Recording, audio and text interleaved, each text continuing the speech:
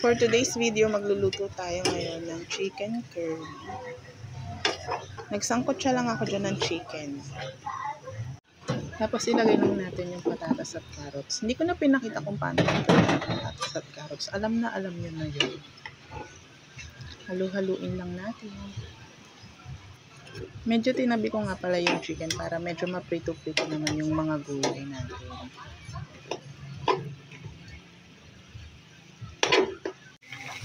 Kung maririnig nyo, medyo naprito-prito na siya, diba? Yan yung hinahanap natin. Tapos syempre, halu-haluin ulit natin. Tanggal-tanggalin natin yung mga dumikit sa kawali.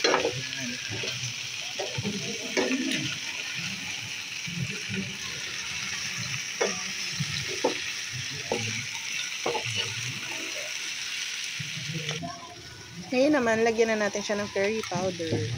O, diba yan? Ang dami. Go. Mekos-mekos na ulit natin yan.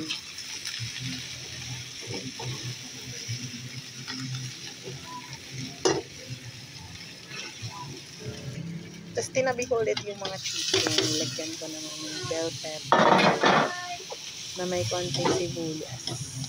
Kasi yung kanina, parang feeling ko wala ng lasa yun.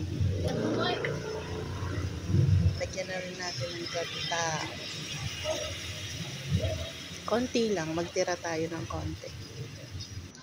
Ang mamaya natin yan. Lagyan na natin ng asin.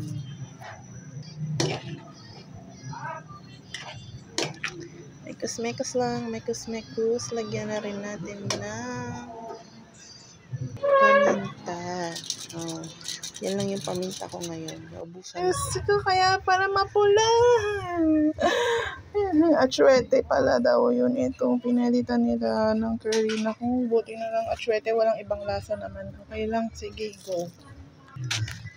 Sabi, pumunta pa ako ng palengke ulit. Oh, eto na.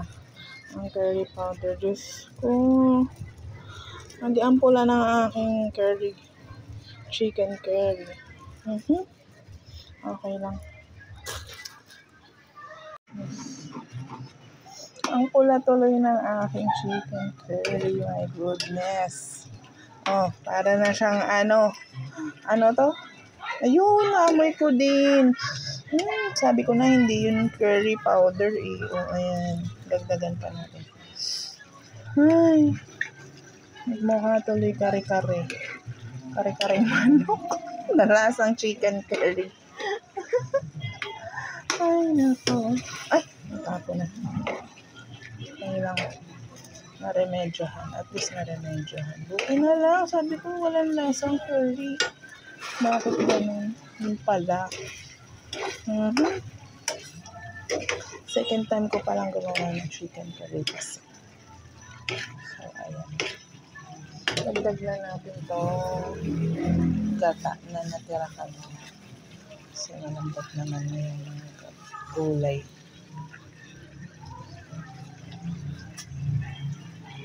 Okay.